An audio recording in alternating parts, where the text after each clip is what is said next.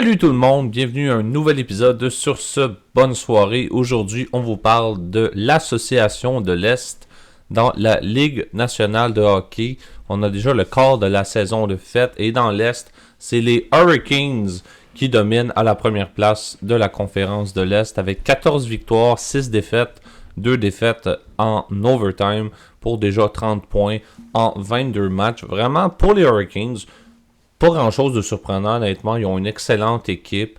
Ils ont des bons joueurs, évidemment. Aho, Seth Jarvis, le meilleur marqueur de l'équipe avec 11 buts. Jackson Blake, la recrue, un excellent début de saison avec 15 points en 22 matchs. Et en plus, on a amené quand même des bons joueurs, notamment Nikolai Ehlers cet été. Qu'est-ce que vous pensez des Hurricanes en ce début de saison?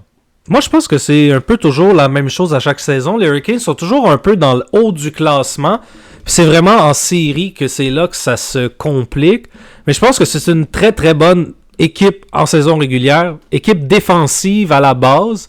Puis avec, comme tu as dit, l'ajout de Ehlers cette année, ça pallie premièrement à la perte un peu de Rantanen, même si on l'a remplacé un peu avec Stankoven. Mais ça amène un peu d'expérience déjà avec Ehlers. Puis, ça fait ce que ça donne avec une bonne saison encore. Des bons gardiens aussi. Donc, c'est un mix vraiment de bons joueurs un peu partout qui fait que, encore une fois, les Hurricanes sont en haut du classement. Pour ce qui est des Hurricanes, honnêtement, chaque année, c'est un peu la même chose. Ils sont toujours en haut du classement. Comme Jay a dit, c'est une équipe de vétérans. C'est des anciens joueurs avec beaucoup d'expérience. Donc, on n'est pas vraiment surpris pour eux. Mais 30 points en 22 matchs, c'est très bien. Deuxième équipe dans la conférence, c'est les Islanders de New York. Et ça, c'est vraiment la surprise de l'Est. En tout cas, c'est l'équipe quand même du moment dans l'association de l'Est, notamment avec la recrue Matthew Schaefer, qui depuis le début de la saison est vraiment très excellent, mais il y a beaucoup de constance, ce qui est extrêmement important au sein de cette équipe-là. Il y a un bon coach avec Patrick Roy, et Schaefer, c'est quand même 7 buts, 8 passes en 15 matchs, un différentiel de plus 8, et le tout en 23 matchs. En plus, qui est aidé de certains vétérans, notamment Bo Horvat ou encore Kyle Palmieri. Bo Horvat, d'ailleurs, un des meilleurs marqueurs de la Ligue avec 14 buts en 23 matchs. Vraiment une saison assez excellente pour l'ancien capitaine des Canucks. Qu'est-ce que vous pensez des Islanders? Est-ce qu'on s'attend à une entrée en série, même si c'est un peu trop tôt pour le dire? Qu'est-ce qu'on s'attend d'eux cette saison? Moi, premièrement, je suis surpris. Parce que pour plusieurs raisons. La première, c'est d'abord, je pensais peut-être qu'avec l'échange qui s'est produit avec le Canadien, qu'on a laissé partir du côté des Islanders, Noah Dobson à Montréal, ça laissait pour moi un trou en défense. J'étais pas sûr si Schaefer allait être capable vraiment de, dès sa première saison, s'adapter vraiment rapidement. Puis c'est ce qu'il a réussi à faire. Puis écoute, les joueurs alentours, comme tu as dit, Horvat, ça va extrêmement bien. Emil Heinemann, qui a été dans l'échange de Dobson, ça va extrêmement bien pour lui aussi. Donc je pense vraiment que les Islanders peuvent surprendre beaucoup cette saison. Je pense qu'ils vont être capables de faire les séries. Ça va être vraiment intéressant. Très bon, vraiment, système de Patrick Roy, je pense, qui a réussi à installer en une saison et demie à peu près, depuis son arrivée. Vraiment, je pense que les Islanders peuvent aller loin. Moi aussi, je suis vraiment surprise pour les Islanders. Je me disais, après 2-3 matchs, il y avait beaucoup de défaites. Donc, je me disais que ça allait être un peu compliqué, mais ils sont repris. Ils sont rendus 2e maintenant dans l'Est. Donc, vraiment surprise. Comme on dit, Bo Horvat, 14 buts, c'est incroyable. Même chose pour Emil Heinemann. 9 buts, 6 passes, 15 points en 23 matchs. C'est merveilleux. Je veux dire, je suis vraiment surprise de cette équipe-là. Si on regardait, puis on parle de séries, je me disais oui en ce moment. Je m'aurais dit oui, ils feront les séries, mais c'est encore beaucoup trop tôt. Mais je veux dire, en voyant l'équipe, même Drouin, 14 points, je veux dire, quelle équipe pour vrai. Patrick Roy, je l'adore, c'est un bon coach, puis il est vraiment bien remis à l'équipe. Allons-y avec la troisième équipe de l'association. C'est les Devils du New Jersey. Encore une fois, une très bonne équipe de hockey.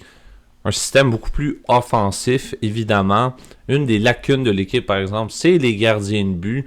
On a Jake Allen qui est assez bon. En 12 matchs, c'est 7 victoires, 4 défaites.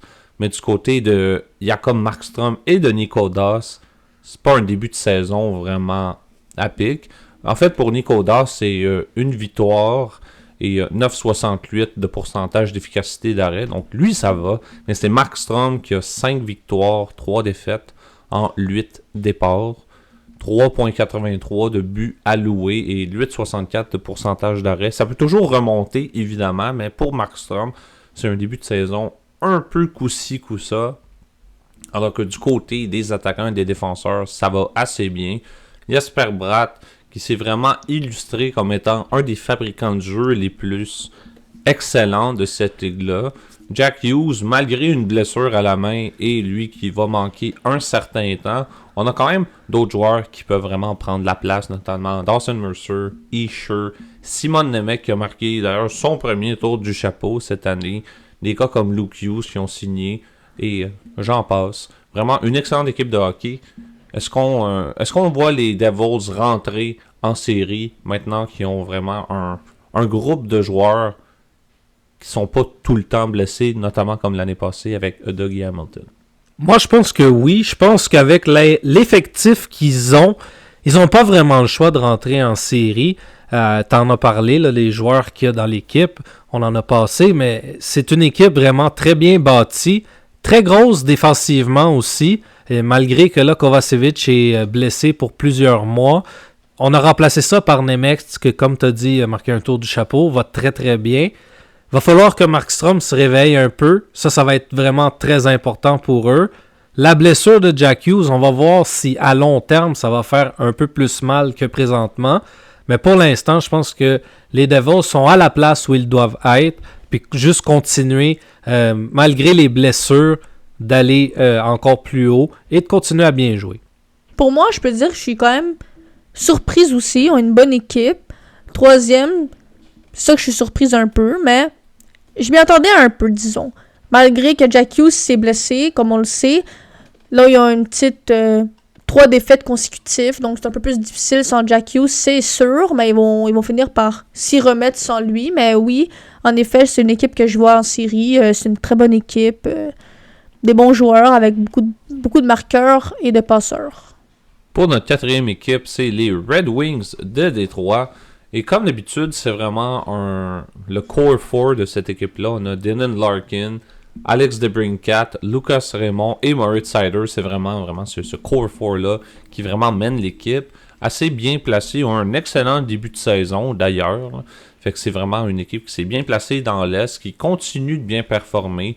Larkin, c'est 24 points en 22 matchs. Pour DeBrincat, 24 points en 22 matchs. Raymond, 23 points en 20 matchs. Et on a Seider, un défenseur extrêmement colosse, qui est évidemment plus connu pour sa manœuvre défensive que pour ses points marqués, mais quand même déjà 14 points en 22 matchs. En plus d'être appuyé par plusieurs vétérans, notamment Patrick Kane, qui malgré, 11 points en 13 matchs, fait quand même des belles choses, malgré son âge et malgré l'opération qu'il y a eu il y a quelques saisons. Qu'est-ce que vous pensez des Red Wings en ce moment? Est-ce qu'on est sur une bonne stretch ou il y a certaines fragilités qu'il faut nommer? Ben, je pense que pour le moment, on est dans la bonne voie. Je pense qu'avec, on se rappelle, là, quand Yzerman est arrivé avec Détroit, on avait le plan Yzerman. Depuis qu'il est arrivé, ça n'a pas été trop fructueux comme plan. Je pense que là, pour le moment, ça va. Faut se rappeler, peut-être ce qui va faire la différence cette saison pour Détroit, c'est l'acquisition de John Gibson d'Anaheim pendant l'été. C'est peut-être ce qui va faire la différence. Pour l'instant, c'est pas si bien que ça, mais on sait jamais. Gibson peut toujours se réveiller. C'est quand même un bon vétéran. Ça fait longtemps qu'il est là. Il veut retourner en série. Avec Anaheim, ça a été dur. Là, Détroit ont une chance cette année. Quand même une chance très intéressante de retourner en série. Donc, ça va rester à voir. Faut pas oublier non plus que Patrick Kane, il reste pas beaucoup de temps. Lui non plus. Donc, retourner en série pour Patrick Kane, ça pourrait être aussi une de ses dernières fois. Donc, les Red Wings, selon moi, doivent cette année absolument faire les séries. Sinon, ils risquent d'avoir des gros changements. Pour moi, je suis surprise du début de saison des Red Wings. Je m'y attendais pas à ce qui... Dans le fond, les 10 premiers matchs, c'était un peu difficile. Puis là, ils ont retrouvé le chemin. Donc, ça va beaucoup mieux. Ils sont 4e du classement de l'Est. Donc, vraiment bien. 3 joueurs qui ont 20 points et plus. Je veux dire, c'est quand même surprenant. Ben, c'est des bons joueurs. Larkin, DeBrincat, Raymond, c'est tous des trois joueurs très très bons, excellents. Et comme Étienne a dit, je trouve qu'ils vont faire... Ils n'ont pas le choix de faire les séries parce que sinon, il y a des vétérans qui vont vouloir partir de cette équipe-là.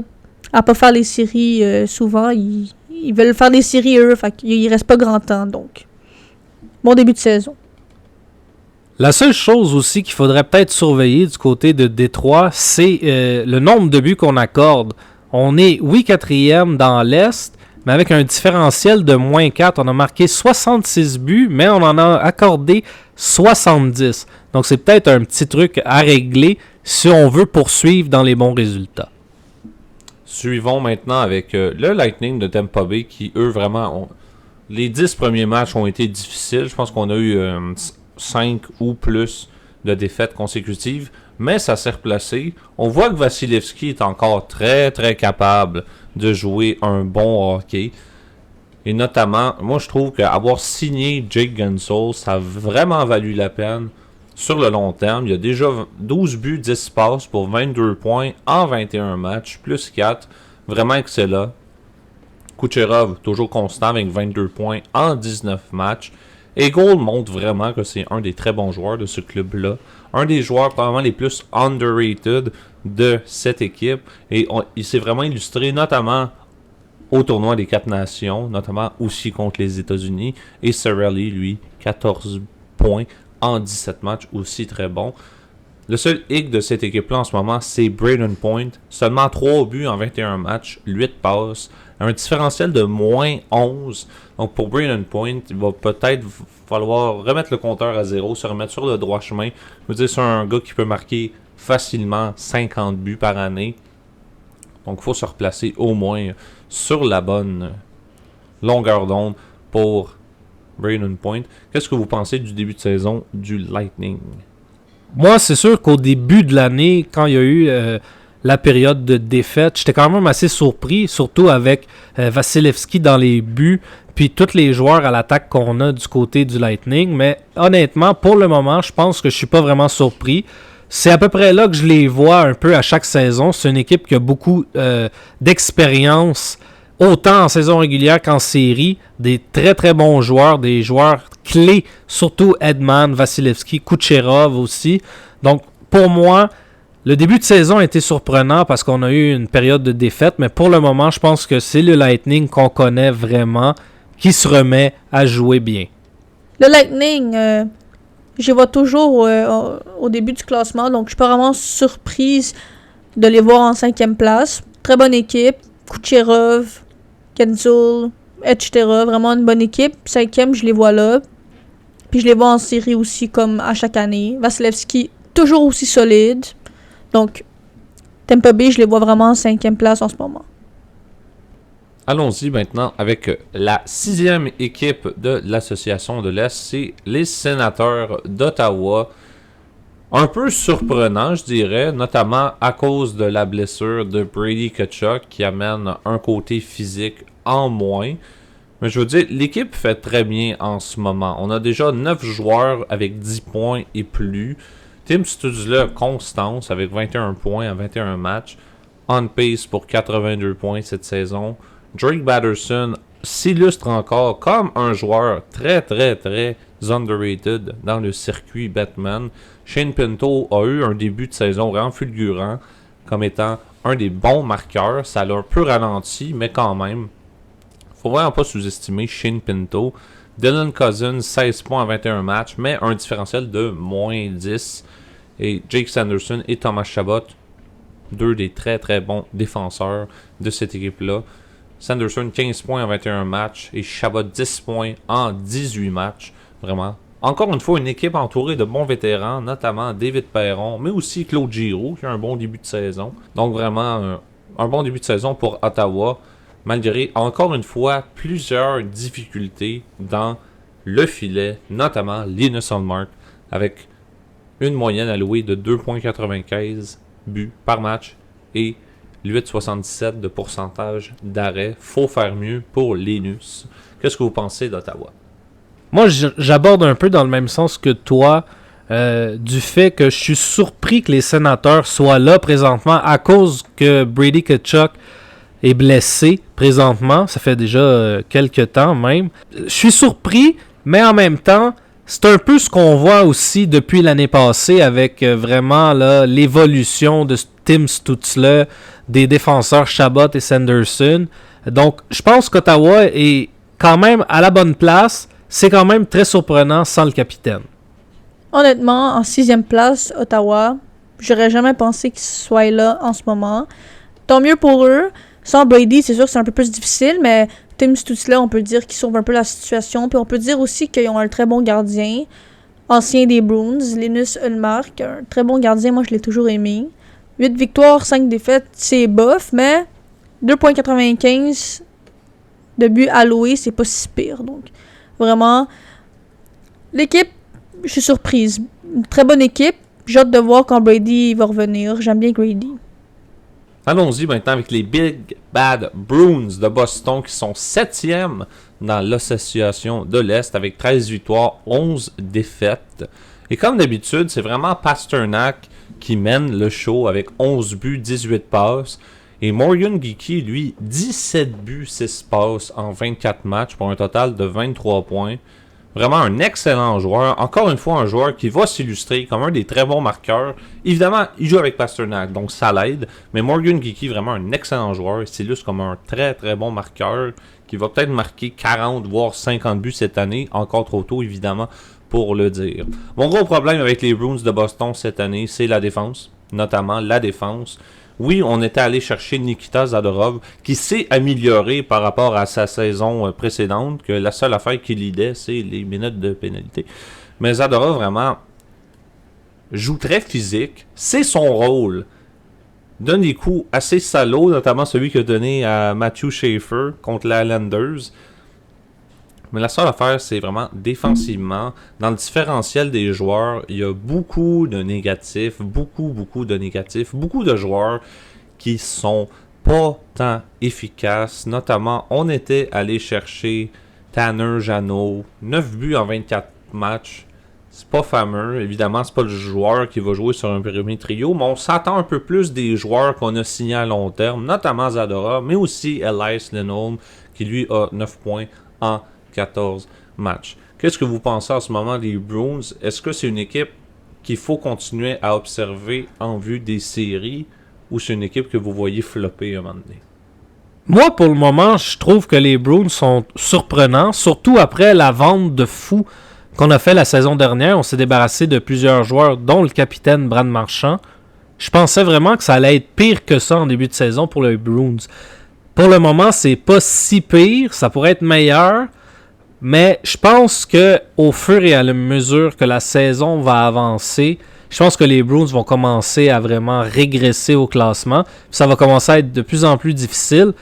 Simplement parce que, premièrement, McAvoy s'est blessé face aux Canadiens il y a quelques jours. Va être absent pendant assez longtemps, selon moi. Et que c'est seulement, comme tu as dit, Pasternak et Morgan Geekie qui sont les joueurs vraiment qui amènent les buts, les points. Donc, je pense vraiment que ça va être difficile au fur et à mesure de la saison des Bruins. Moi, je trouve qu'en ce moment, ils sont pas si pires. Le début de saison était difficile. Là, ils sont en train de revenir tranquillement.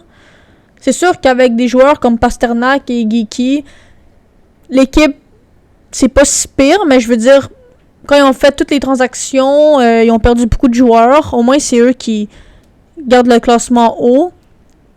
Swayman aussi, 9 victoires, 6 défaites. Ça, c'est on peut dire c'est bof. Le problème vraiment avec Boston, c'est que ils accordent beaucoup de buts. Je veux dire, Pasternak a moins 7, Geekie moins 7, Saka moins 3, Aïsemont moins 7. Je veux dire, oui, ils sont juste moins 2 parce qu'ils marquent beaucoup de buts aussi, mais ils laissent trop de buts d'allouer. Je veux dire, tu peux pas faire ça. Moi aussi, je pense comme Étienne. Je trouve que là, ça va bien, mais je trouve que ça va baisser à un moment donné. À un moment donné, ça va baisser. Il y aura des défaites consécutives. Ça va baisser. Donc, pour l'instant, je vais dire qu'ils vont bien. Puis on verra dans quelques games comment je vais penser de cette équipe-là. Allons-y maintenant avec les Flyers de Philadelphie. Une autre des grosses surprises dans l'Est en ce moment sont 11-6-3 en ce moment. Seulement 20 matchs de jouer, donc ils ont quelques matchs en main pour pouvoir vraiment grimper au classement si ça continue comme ça. 10 joueurs avec 10 points ou plus, vraiment excellent. Notamment Trevor Zegras qui lui vraiment... C'est une des preuves que changer de décor des fois, c'est la solution pour un joueur. Trevor Zegras a longtemps été avec les Ducks. Ça a longtemps été un joueur problème, si on veut, mais depuis qu'il est avec les Flyers, vraiment, c'est vraiment excellent ce qu'il réussit à faire. 7 buts, 14 passes. Vraiment une machine sur le power play, notamment. T'as aussi des gros joueurs, notamment Travis Konechny. Christian Dvorak, lui, 14 points en 20 matchs, mais je trouve toujours que son contrat n'a aucun sens. 5,4 millions, quelque chose comme ça. Ça n'a aucun sens de signer un joueur comme Dvorak, comme ça. Tippett fait très bien, Noah Cates fait très bien. Sean Couturier, seulement 2 buts en 19 matchs, mais quand même 13 points, différentiel de plus 1. Toute l'équipe est vraiment, je trouve, sur une même longueur d'onde, et même pour les gardiens de but. Dan Vladar, pour lui, en 13 matchs, c'est 8 victoires, 4 défaites, 9-12 de pourcentage d'efficacité pour les arrêts. Alexei Kolosov, lui, a joué 2 matchs, a été partant dans un seul. Oui, une défaite, mais 9,29 de pourcentage d'arrêt, 1,62 de moyenne de buts alloués. Donc c'est très bien pour les Flyers, vraiment. Et je parlais de changement de décor, mais aussi changer le coach a été, je trouve, un des meilleurs moves de Daniel Brière. Il a shippé Tortorella pour laisser la place à un coach quand même assez d'expérience, notamment un joueur d'expérience, Henrik Tuckett, qui vraiment est en train de bâtir quelque chose de vraiment très très cool avec les Flyers. Qu'est-ce que vous en pensez des Flyers en ce moment? Moi, je pense que tu as dit vraiment le changement qui a fait la différence, c'est vraiment d'avoir remplacé John Tortorella par Rick Tocchet. Je pense qu'il fallait absolument un changement de culture au niveau de l'entraîneur, parce que je pense vraiment que Daniel Brière fait un très bon travail depuis qu'il est arrivé là comme directeur général, mais je pense que lui, pour s'assurer que sa formation continue dans le bon sens, parce que c'est quand même une jeune formation, fallait changer le coach, ça a été fait, puis je pense que ça nous démontre avec leur classement présentement que c'était la chose à faire. Puis on espère juste que pour les Flyers, ça continue dans le bon sens comme ça, parce que ça fait quelques saisons que c'est difficile. Puis là, enfin, on voit un peu de renouveau avec d'ailleurs l'arrivée de Trevor Zegras. Milieu classement, pas si pire pour les Flyers. Zegras, quel joueur. Konechny, quel joueur. Et même pour Christian Dvorak, quand même un bon début de saison pour le jeune joueur Dvorak. Donc, je pense pas que ça va être une équipe de série, honnêtement. Ils ont un bon début de saison, mais je pense que ça va être un peu plus difficile un peu plus tard dans l'année. Mais, bonne équipe, stable, fiable. Ils ont quand même 3 gardiens de but, donc c'est un peu de bataille. Mais comme je le vois, Dan Vladar a quand même les 13 départs. Donc, un bon gardien de but pas pire, constant. Donc, l'équipe est pas pire. Milieu du classement. Allons-y maintenant avec les Pingouins de Pittsburgh, 9e dans l'Est en ce moment. 10 victoires, 6 défaites, 5 revers en temps supplémentaire. La seule affaire que j'ai à dire sur les Pingouins, vraiment, c'est que c'est, sans être méchant, mais c'est des petits vieux qui marquent chez les Pingouins. C'est Malkin, c'est Crosby, Brian Rust, Erik Karlsson. Très bonne saison d'ailleurs pour Erik Karlsson, avec 13 points en 21 matchs, plus 7. Une des meilleures défensives dans l'Est d'ailleurs, avec un total de buts alloués de seulement 58 par rapport à 64 buts marqués, plus 6. Donc vraiment quand même assez bien. Mais comme j'ai dit, c'est les petits vieux qui jouent. À un moment donné, quand les petits vieux seront plus là, il va falloir qu'il y en a qui prennent les devants. Et c'est les jeunes notamment qui font un peu plus pitié en ce moment en termes de classement dans les stats. Donc qu'est-ce que vous pensez des Pingouins, considérant un futur où est-ce que les grosses superstars seront plus là? Mais je pense qu'on le voit encore. Si Crosby et Malkin ne produisent pas cette saison, les Pingouins sont pas 9e. Selon moi, là, je pense vraiment que, encore une fois, on voit que c'est seulement les vétérans qui sont sur le point de quitter, surtout pour Malkin. C'est sa dernière année de contrat, donc on ne sait pas ce qui va se passer après ça avec Malkin. Donc, je pense vraiment que pour l'instant, les Pingouins font bien, mais il va falloir, comme tu as dit, que d'autres joueurs aussi se lèvent que Crosby et Malkin s'ils veulent continuer comme ça. Les Penguins 9e, c'est pas si pire honnêtement, mais comme Étienne a dit, sans Malkin, sans Crosby, il n'y aurait rien avec l'équipe. L'équipe serait en bas du classement. Donc l'équipe doit vraiment se réveiller. Il n'y a pas juste ces deux-là qui doivent jouer. Même chose pour les gardiens de but. Là, Jarry est blessé. Mais si Loves, nombre de buts alloués de 2,74, c'est pas si pire, mais il faut que ça diminue. Faudrait que Jarry... Le problème, c'est qu'il n'y a pas de gardien de but. Et il y a juste Crosby Malkin. C'est vraiment ça le problème de l'équipe. Mais ça va bien. 9e, c'est pas si pire. C'est pas ça que je veux dire. Mais sans ces deux-là, l'équipe n'existera pas.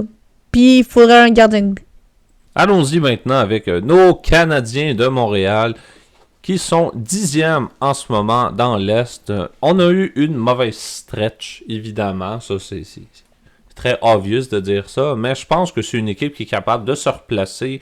Et on l'a notamment vu avec le dernier match face aux Maple Leafs de Toronto. Et on va y venir aux Maple Leafs de Toronto. Vraiment, les Canadiens ont montré, oui, que le power play pouvait être efficace, sauf qu'on tire pas assez. Je suis pas le seul à le dire, évidemment. Mais on montre qu'on a beaucoup de profondeur dans notre alignement. On a 9 joueurs et plus avec au moins 10 points et plus. Et si vous voulez, on peut y aller joueur par joueur pour les Canadiens de Montréal. Nick Suzuki a vraiment une excellente saison. Il a clairement été blessé à un moment donné, mais c'est quand même 23 points en 21 matchs, plus 11. Se démarque plus comme un passeur cette saison, mais qui sait, il peut peut-être atteindre les 20 à 30 buts. Cole Caulfield, vraiment un joueur qui, plus les années avancent, plus il devient un joueur vraiment complet, est un excellent marqueur évidemment, mais est capable de bien fabriquer des jeux, notamment avec des gars comme Suzuki sur un power play ou sur un 5 contre 5. Lane Hutson, on dit souvent que les joueurs recrues en deuxième saison, ça devient un peu plus difficile. On peut le voir un peu dans le cas de Matvei Michkov. Mais Hudson continue à être constant avec 18 points en 21 matchs. Différentiel de moins 1, ce qui n'est pas si pire, notamment pour un joueur qui continue à mettre de l'expérience à l'œuvre. Et parlant d'expérience, on a notamment Ivan Demidov avec 17 points et 21 matchs. Je pense que c'est la meilleure recrue en ce moment, si je ne m'abuse, avec un différentiel de plus 2. Donc vraiment un excellent... Qui sait, il va peut-être le gagner, le Calder, mais il y a aussi Matthew Schaefer qui fait très bien avec les Islanders en ce moment. Donc ça va être vraiment à suivre.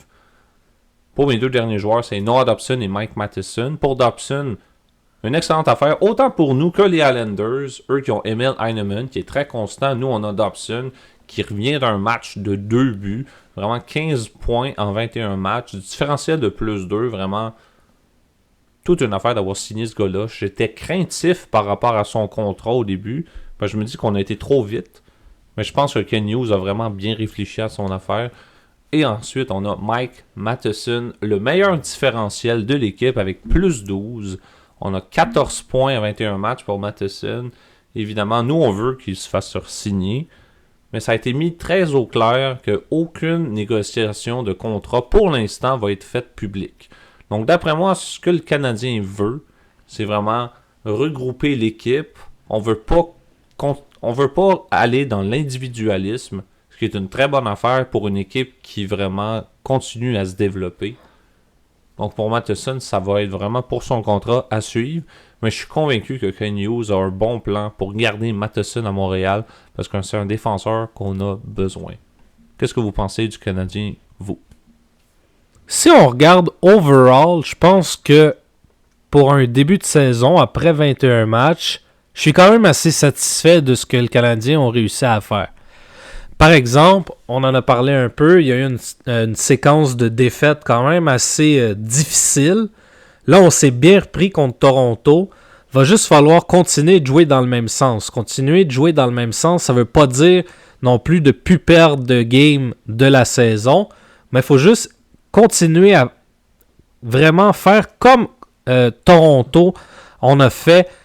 L'échec avant était sublime contre Toronto. Vraiment, ça a été un des points tournants du match. Donc, je pense que être beaucoup plus physique durant la plupart de nos matchs et de vraiment prendre chaque opportunité qu'on a et de vraiment essayer d'au moins avoir un tir au filet, parce qu'on tire pas beaucoup, donc c'est vraiment d'avoir un tir au filet et resserrer quand même un peu la défensive.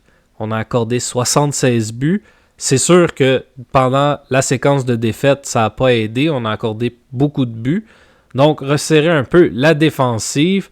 Puis je pense sinon que le Canadien est quand même bien et dans une bonne posture.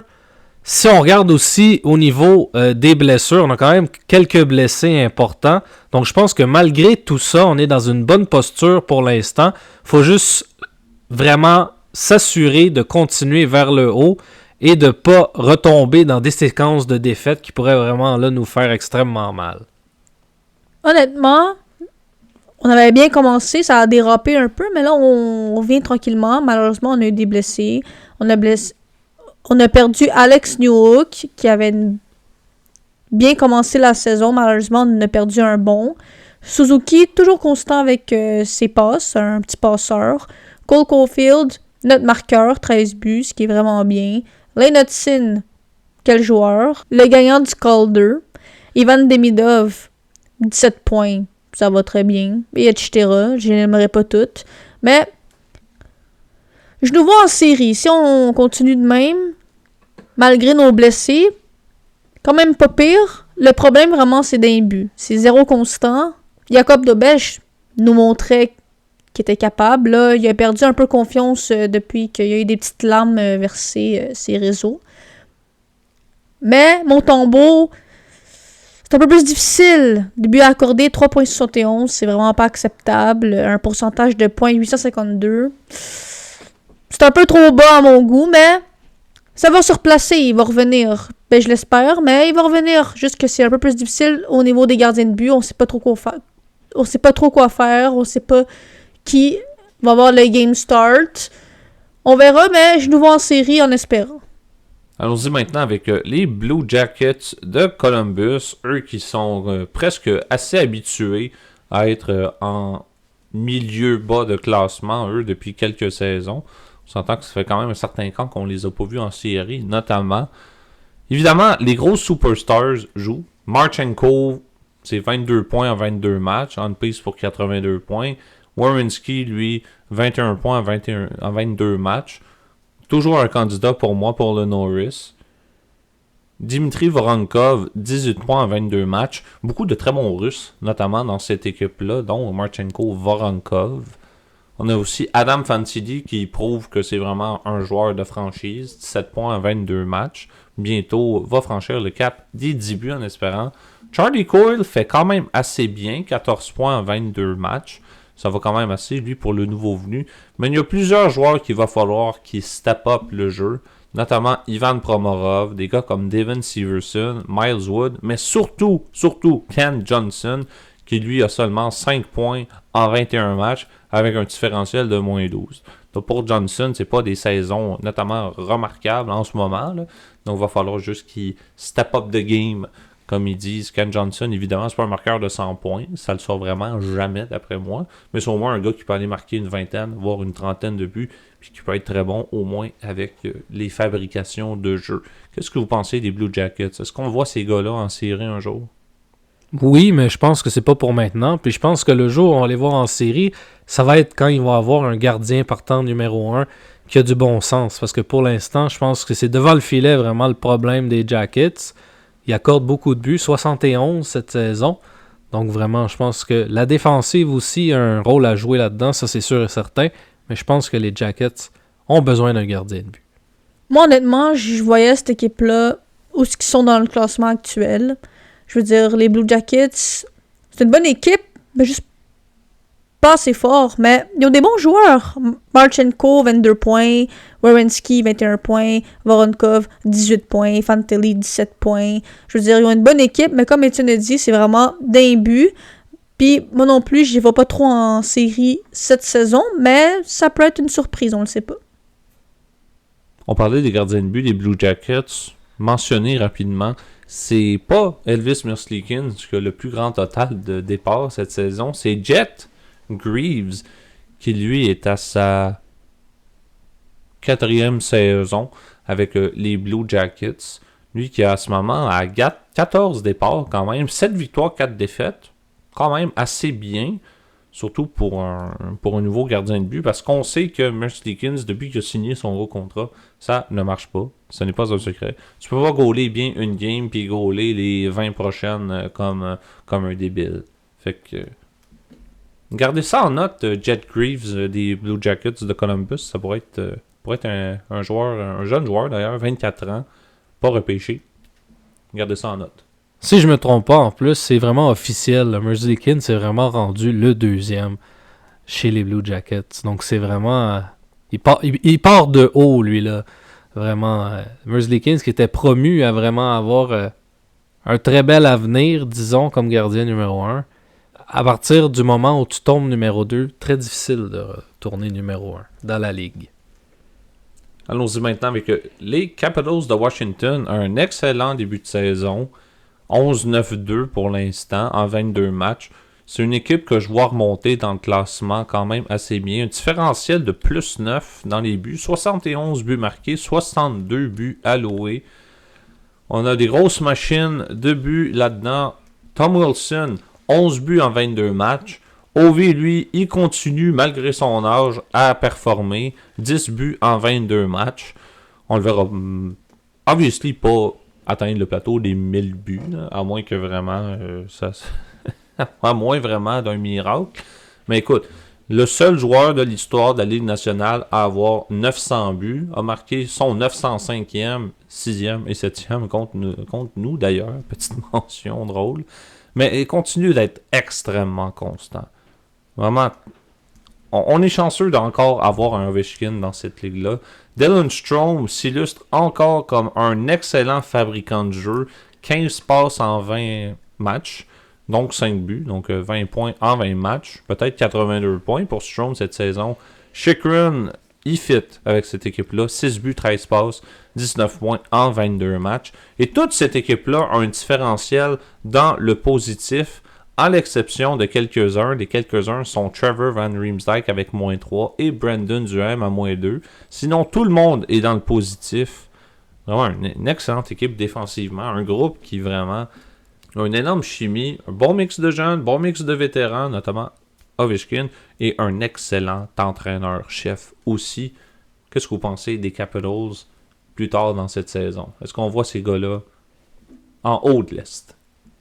Moi, je pense pas qu'ils vont être en haut de l'Est, mais je pense un peu comme toi. Je pense vraiment que les Capitals vont réussir à remonter la pente. Je pense surtout qu'ils sont là présentement parce que c'est quand même assez serré dans l'Est. Là. Si on regarde 24 points, t'as 4 équipes à égalité à 25, puis après ça, t'as 3 à 26, 2 à 27, etc. Donc, je pense vraiment que les Capitals, ça va aller beaucoup mieux. Ça va déjà quand même assez bien, mais ça va aller encore beaucoup mieux. Puis je pense qu'on va être capable de remonter la pente. Peut-être pas dans le top 3 de l'Est, mais je pense qu'on va être en mesure de vraiment remonter la pente et de faire un push peut-être pour les séries. Bon début de saison pour les Capitals. Tom Wilson, quel joueur. Ovechkin, malgré son âge, 20 points en 22 matchs. Je veux dire, il est encore actif. Dans le classement, sont où ce que je le pensais. Dans les buts aussi, c'est pas tant pire. Thompson fait la job. Je veux dire, c'est une équipe, comme Jay a dit, un peu de vétérans puis de jeunes. C'est un bon mix. Donc, moi aussi, je pense qu'ils vont remonter. Puis moi aussi, je pense qu'ils feront les séries aussi. 12e dans le classement. Mais comme Étienne a dit, c'est vraiment serré. Donc, 12e, mais ça va très bien. Allons-y maintenant avec nos champions en titre pour une deuxième année de suite, les Panthers de la Floride. Début de saison assez difficile. Je sens que ça va remonter, vraiment. Je sens que ça va remonter, mais il va falloir vraiment défensivement se replacer. On a 62 buts marqués contre 65 buts alloués. Notamment, on sait que les Panthers sont une des meilleures défensives de la Ligue pendant 2 années consécutives. On est très très bon à domicile. On est très très mauvais à l'extérieur. 8-3-1 à domicile, 3 victoires, 6 défaites à l'extérieur. Il va falloir replacer ce petit dégalage de localisation-là, si on veut. Et pour les Panthers, c'est Brad Marchand qui mène la charge avec 13 buts, 11 passes en 20 matchs, 24 points, différentiel notamment de moins 7. deux marqueurs de 10 buts et plus. C'est Ryan Hart, le deuxième, avec 12 buts, 6 passes en 21 matchs. Après ça, on a Anton Lundell, très bon, 18 points en 21 matchs. Seth Jones qui fit avec 12 points en 21 matchs. Samoskevich qui surprend quand même avec 11 points en 21 matchs, 5e meilleur marqueur de l'équipe. On en a quand même 9 marqueurs de 10 points et plus dans cette équipe-là. Encore une fois, il y a des joueurs qui vont devoir évidemment un peu monter leur cran de jeu, notamment avec un Matthew Tkachuk et un Alexander Barkov qui manquent à l'appel, notamment Sam Bennett qu'on a re-signé, mais c'est seulement 8 points en 21 matchs, lui qui a seulement 4 buts alors qu'il en avait marqué presque 20 en série l'année passée. Et notamment c'est Aaron Ekblad aussi qu'il faut se remettre un peu en appétit, lui seulement 5 points en 20 matchs, mais qui défensivement s'est replacé dans les dernières années. Qu'est-ce que vous pensez de nos Panthères? Moi, je pense que c'est un peu normal de les voir là, en début de saison. Je pense que vraiment le fait que Alexander Barkov et Matthew Tkachuk, et on peut rajouter même Dimitri Kulikov, sont blessés. Pour Barkov et Kulikov, c'est pendant longtemps. Matthew Tkachuk devrait revenir probablement au mois de janvier, normalement. Donc, je pense que c'est un peu normal de les voir là. Je pense que vraiment, la perte de Barkov fait extrêmement mal. J'ai l'espoir que les Panthers vont réussir à remonter la pente. Au moins réussir à faire les séries éliminatoires pour essayer de défendre leurs 2 titres consécutifs. Mais pour le moment, c'est extrêmement difficile, je dirais. Puis il va falloir, d'après moi, que Bill Zito aille chercher un peu d'aide ailleurs s'il veut vraiment que son équipe remonte le classement. Pour les Panthers, quand on dit le nom Panthers, on pense qu'ils sont en haut du classement, mais là, ça va un peu mal. Ben, comme on dit, on a 3 gros blessés. Je veux dire, c'est sûr que c'est 3 gros morceaux qu'on perd. Une chose que Brad Marchand et Sam Reinhart sont là. Brad Marchand a quand même 13 buts, 11 passes. C'est vraiment pas si pire. Mais vraiment, c'est les blessés qui fait mal pour cette équipe-là. Je sais qu'ils vont remonter. J'ai confiance en mes Panthers. Dans les buts aussi, Bob, il fait la job. Moyenne de buts alloués de 2.80, ce qui est vraiment pas si pire. Et un pourcentage de .887. C'est pas si pire non plus. Donc, ils vont remonter, mais c'est vraiment les blessés qui font mal. Pour les 3 dernières équipes de l'Est, on se garde vraiment 3 équipes qui méritent vraiment d'être dans la cale de l'Est, comme j'aime le dire. Non seulement la cale de l'Est, mais la cale de la Ligue presque. Commençons avec les Sabres qui sont 14e. Évidemment, Tage Thompson, Alex Tuch, Rasmus Dahlin et Josh Doan sont les meilleurs pointeurs de cette équipe-là. Thompson, 21 points. Tuch, 21 aussi. Dahlin, 16 points. Josh Doan, 15 points. On a des joueurs vraiment exceptionnellement talentueux, notamment Tage Thompson, un des très bons francs-tireurs de cette ligue-là. Mais remarquez le différentiel de ces joueurs-là. Tage Thompson a moins 3, Alex Tuch plus 3, ça va un peu mieux. Moins 4 pour Dahlin, moins 3 pour Doan. Mathias Samuelsson a le meilleur différentiel de son équipe avec plus 9, 11 points en 20 matchs, excellent. Et plus on va, mieux ça va. Hein? Peyton Krebs, moins 10. Jordan Greenway, moins 7. On a beaucoup de joueurs qui sont pas au niveau qu'on les verrait. Notamment Owen Power en ce moment, seulement 7 points en 21 matchs, un différentiel de moins 5. Bowen Byram, ça va un peu mieux au niveau des points, différentiel de moins 6. C'est pas ce qu'on s'attend de lui, de l'ancien, de l'Avalanche du Colorado. Mais vraiment, où est-ce que les Sabres se tirent une balle dans le pied? C'est encore une fois au niveau des gardiens de but. On a encore un ménage à 3 à Buffalo. Hein? Et c'est plus au cas Pekka Luukkonen, le partant. Numéro 1, en tout cas, c'est Alex Lyon. Lui qui a 12 départs en 12 matchs. 3 victoires, 5 défaites. 3 défaites en temps supplémentaire. Une moyenne de but de 3.07. Mais un pourcentage d'arrêt de 907. Donc, ce qui est quand même plutôt respectable. Pour Ukko-Pekka Luukkonen, vraiment, ça va vraiment pas très bien. Colton Ellis, lui, a 3 victoires, 2 défaites en 5 départs. Mais 3.41 de buts alloués, ça vaut pas la peine de mettre ce joueur-là 5 départs. Qu'est-ce que vous pensez des Sabres pour le futur de cette saison? Moi, je pense qu'encore une fois, c'est rien de surprenant. Je pense qu'on a tous vu les Sabres de Buffalo dans le fond du classement cette année encore aussi. Je pense que encore une fois, on voit qu'il n'y a pas d'évolution avec l'équipe. Je pense vraiment que et les membres des entraîneurs et les membres de gestion, ça doit tout changer. Le propriétaire, selon moi, devrait changer aussi.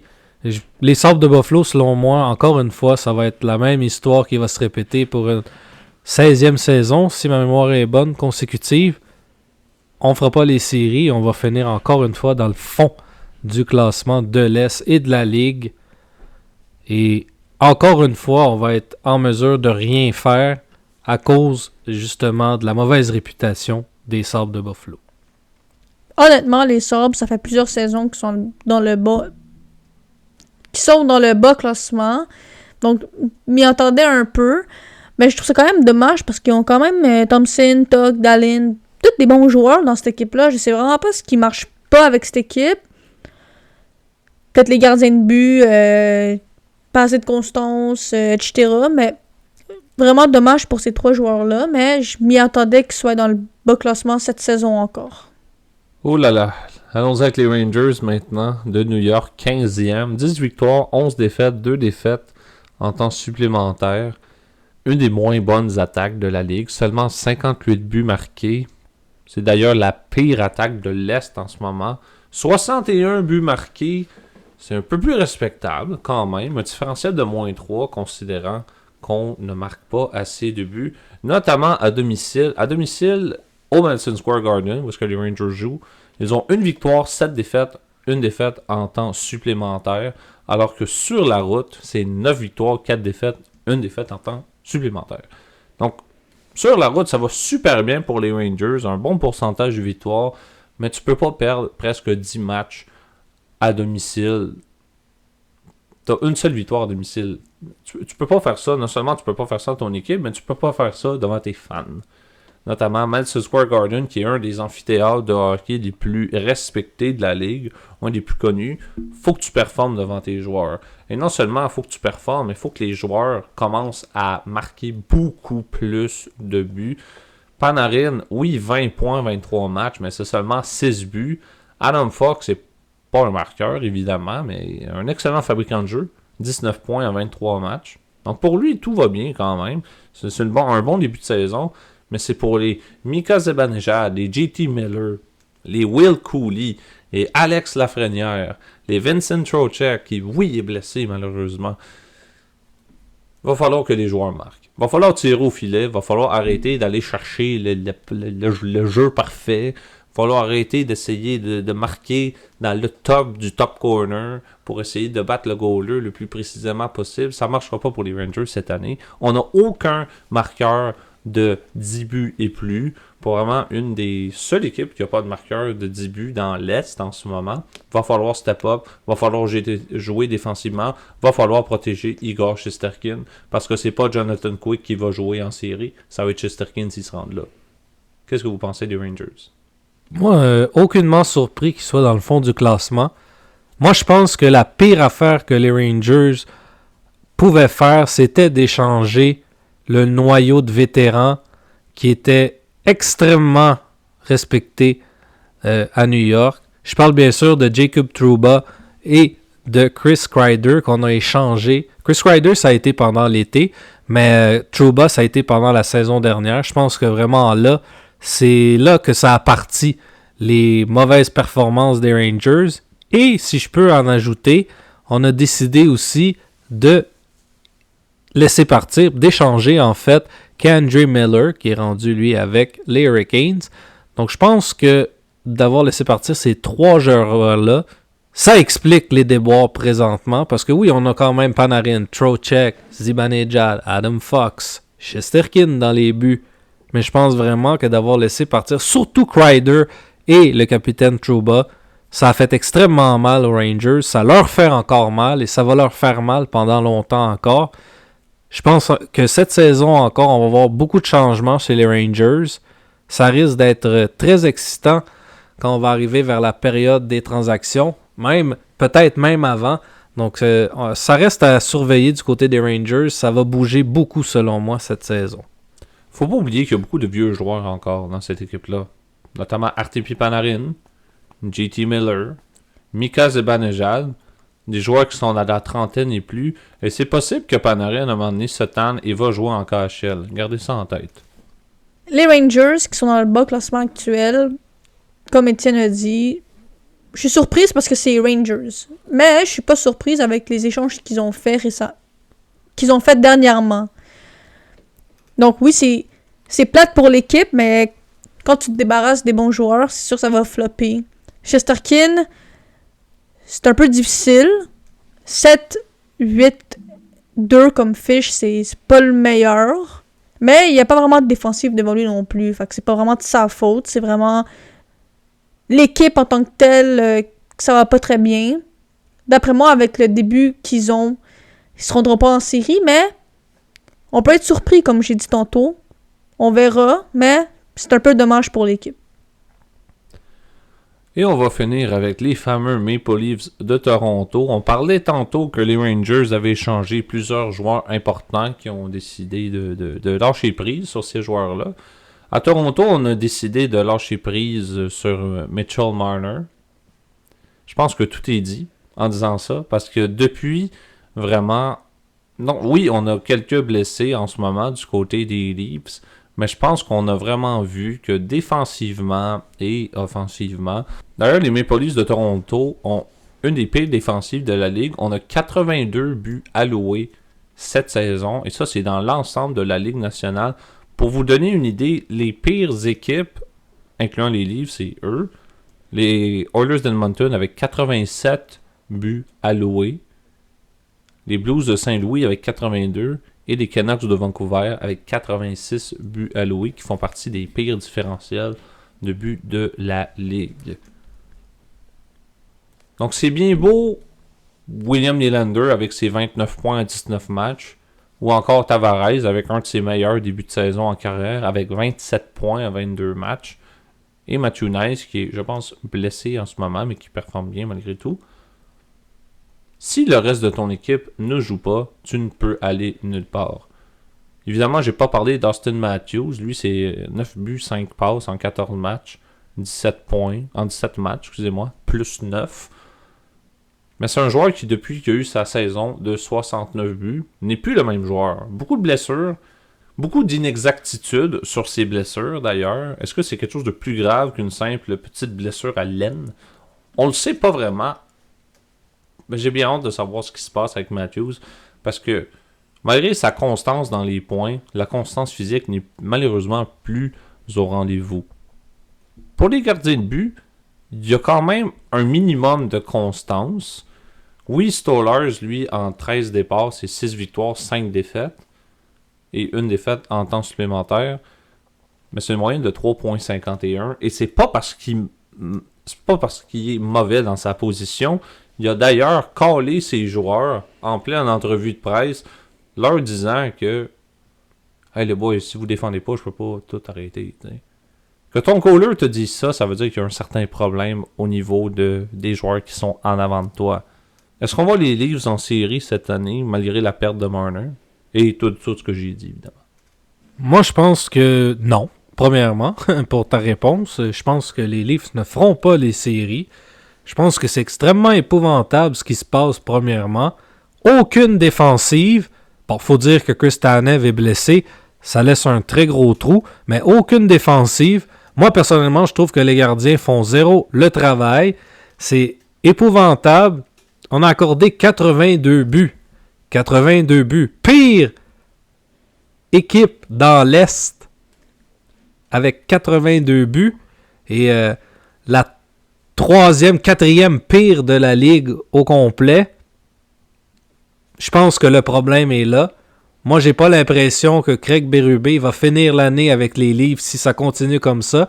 Et j'ai l'impression qu'il va y avoir d'autres changements aussi.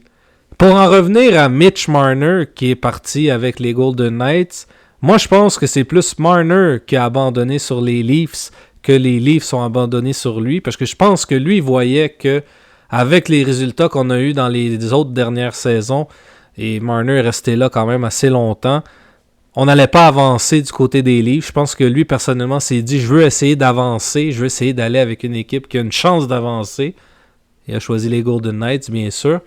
Mais pour en revenir avec les Leafs, c'est épouvantable. Et on l'a vu lors du dernier match qu'ils ont disputé face aux Canadiens. Le Canadien a vraiment dominé la plupart du match dans la zone des Maple Leafs. Pas simplement dans leur zone à eux ou en zone centrale. Dans la zone des Maple Leafs, les Leafs avaient de l'air vraiment désorganisés au grand complet. C'est sûr que présentement, avec Matthew Knies, Chris Tanev, Anthony Stolarz, si ma mémoire est bonne aussi, est blessé présentement. Ça fait beaucoup de trous dans l'équipe, sauf que on peut pas s'attarder à juste « Ah, on a des blessés, donc c'est pour ça que ça marche pas ». Il faut trouver des solutions, il faut essayer de se sortir de cette vieille séquence qu'on est depuis 2-3 semaines où vraiment on a passé d'une équipe qui était encore assez intéressante et assez compétitive à une équipe qui vraiment là est même plus capable d'arrêter une rondelle. Pour vrai, quand je vois le nom Toronto Maple Leaf, je me dis, ah, ça va bien. Ben là, quand je regarde le classement, puis je les vois dernier de l'Est, on peut-tu dire que je suis surprise? Pour vrai, une chose que Nylander il est là. Il a 29 points, 10 buts, 19 passes. Tavares, même chose, 12 buts, 15 passes. Matthew Knies, 5 buts, 17 passes. Je veux dire, le problème, là... Ok, oui, il y a des blessés, mais le problème, c'est vraiment la défensive, ça va pas très bien. Côté gardien de but, moi, à mon opinion, je les trouve pas pire parce qu'ils ont pas vraiment de défensive devant eux. C'est sûr, c'est un peu plus difficile. Puis avec Stolarz qui est blessé en ce moment, qu'est-ce qui marche pas avec l'équipe malgré les blessés? Et oui, un gros morceau de perdu de Mitch Marner. Je trouve que vraiment... Je pense que c'est vraiment ça qui fait que l'équipe va pas très bien non plus. Austin Matthews qui est blessé aussi, ça va pas très bien. Mais moi, je trouve que depuis que Matthews il a le C, je trouve que Tavares il est beaucoup mieux avec le A. En tout cas, je trouve que l'équipe va pas très bien malheureusement. Pour les séries, moi à mon avis, je pense qu'il va remonter. Mais en même temps, j'ai un feeling que non. Les voir jouer samedi comme j'ai vu face aux Canadiens, je veux dire, c'est pas la même équipe qu'on a vue l'an dernier. C'est beaucoup plus difficile. Les Canadiens ont dominé ce match, disons. On va dire la vraie chose. Ils ont dominé. Donc, début de saison très difficile pour les Leafs. J'ai hâte de voir la suite pour cette équipe-là. Juste pour le mentionner, vu qu'on parlait de Mitchell Marner, les Maple Leafs vont affronter à 2 reprises les Golden Knights de Vegas. Une première fois le 15 janvier à Vegas. Mais la date qu'il faut se rappeler, c'est le 23 janvier. Ça va être officiellement le retour de Mitch Marner à Toronto face à son ancienne équipe. Donc ça sera une date potentiellement à mettre dans son calendrier. Et ça fait le tour de la conférence de l'Est. Merci encore une fois tout le monde de nous avoir écoutés. On va vous revenir avec la conférence de l'Ouest très prochainement. Merci pour votre écoute et j'espère, comme à l'habitude, qu'on vous a instruit autant que diverti. Et on se revoit une prochaine fois pour l'Ouest. Merci et bonne soirée.